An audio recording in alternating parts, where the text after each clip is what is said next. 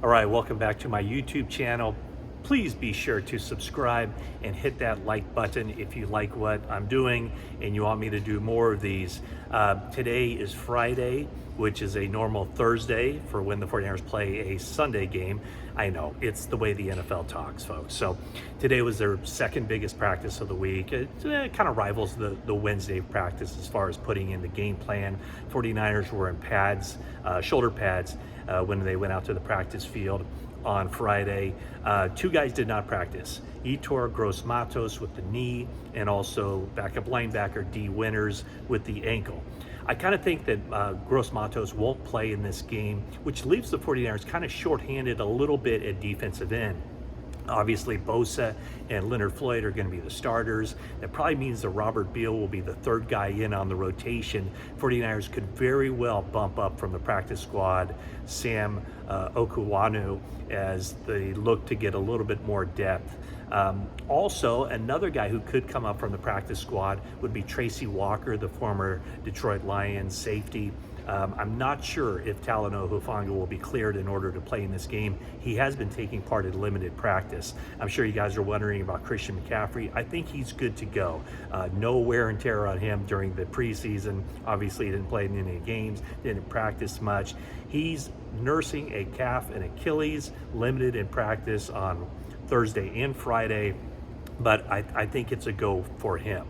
A couple of things that or if you're wondering, by the way, why I'm dressed like this, it was the first time today that I've hosted 49ers game plan. I'm not doing the interview with Kyle Shanahan. It airs on NBC Bay Area as well as later on NBC Sports Bay Area. So I'm not doing the interview, but I'm hosting the show. First time for that, a little bit out of my comfort zone, only a couple kind of bobbles and missteps, but check that out for Greg Papa's interview with Kyle Shanahan.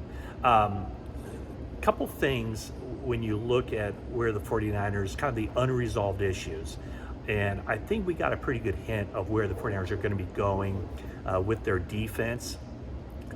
In talking to Nick Sorensen, I asked him, how the 49ers were going to line up in their nickel defense, and he was quite upfront, I think. I mean, he said that, obviously we know the starting cornerbacks are Diamador Lenore and Charvarius Ward, and the way he painted the picture is in nickel situations, when the Jets are going to three wides and in those passing situations, the 49ers are going to slide Diamador Lenore inside to nickel, and then it's going to be Isaac Yiadom who's going to come in and play outside.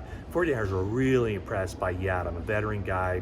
This is actually his sixth team in his NFL career. 49ers have been really impressed with him. He missed a lot of training camp with an ankle injury, but he's back now. So you ask, what does that mean for Renardo Green? I think what that means for Green is that he's probably the first cornerback off the bench, both outside and inside. He continues to cross-train. He's working at cornerback and also nickelback. So look for Renardo Green to fill that role initially. I'm sure a lot of people have questions about Malik Mustafa. If Talanoa Hufanga does not play, would that mean Mustafa steps in and starts? I don't think so. I think it will still be George Odom with an outside chance that the 49ers go to Tracy Walker, who I mentioned is right now on the practice squad. If you remember 2 years ago, it was Tashawn Gibson who started the season on the practice squad. The 49ers actually started him week one, and then they bumped him up to the 53-man, and that's where he stayed for his entire tenure with the 49ers. So my guess would be, coming off a really good training camp, George Odom will get the start at safety alongside Jair Brown, and then when Hufanga is ready, they'll work him into the mix. So the 49ers, they've been in this situation offensively. While defense, they've had pretty much their whole group out there the entire time, the guys who are going to be starting week one. The offense has been kind of a mix and match of guys. I mean, think about it. With Brandon Ayuk didn't practice at all during training camp. Trent Williams did not practice at all during training camp. McCaffrey was only out there for a couple of days, and he didn't practice much. Juwan Jennings missed considerable practice time. On the offensive line, Aaron Banks was injured. He didn't practice much. Jake Brendel was in and out a little bit, and of course, the door swung wide open for Dominic Pooney to take over at right guard once Spencer Burford and John Feliciano missed considerable time. Burford with the broken hand, Feliciano with the knee situation. He underwent a procedure, and he's going to be out for a good portion of the season. So what Brock Purdy said was, it might be a lot more difficult if the 49ers didn't have so many guys who played so long together. Long is a relative term. In the case of Brock Purdy, it means one full season and then 5, 6, 7, or 8 games of the previous year. So one of the things that Purdy did in trying to maintain that chemistry that he has with Brandon Ayuk is, and remember, this is a quarterback receiver combination that teamed up 75 receptions, 1,342 yards, 7 touchdowns. After Ayuk reached contract terms with the 49ers last Thursday, it was either the next day, I think it was Saturday, so it would have been the 2 days later, they got together in the morning and they went through the route tree. And it was that time where Brock Purdy kind of refamiliarized himself with just how it is that Brandon Ayuk runs his routes. He talked about the loose hips and how he gets out of breaks, how he's very sudden and explosive more than any other 49ers wide receiver. So he said that it really didn't take long to get back to those basics of the base plays in the 49ers offense and working with Ayuk in that. However, there has been some sort of working out the kinks this week, because a lot of these plays are new that they're putting in specifically to face the New York Jets and that defense, the Robert Saleh defense, the Jeff Ulbrich defense.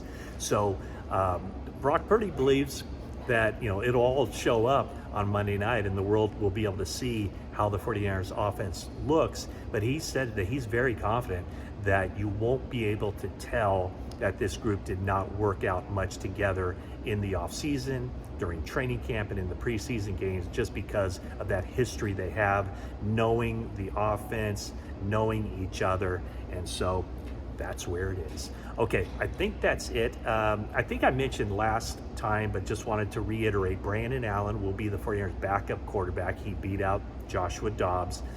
Joshua Dobbs, talking to Eric Branch of the Chronicle, thought that he had done enough to win that job, but in the eyes of Kyle Shanahan and the 49ers coaches, they're going with Brandon Allen as the number 2 quarterback.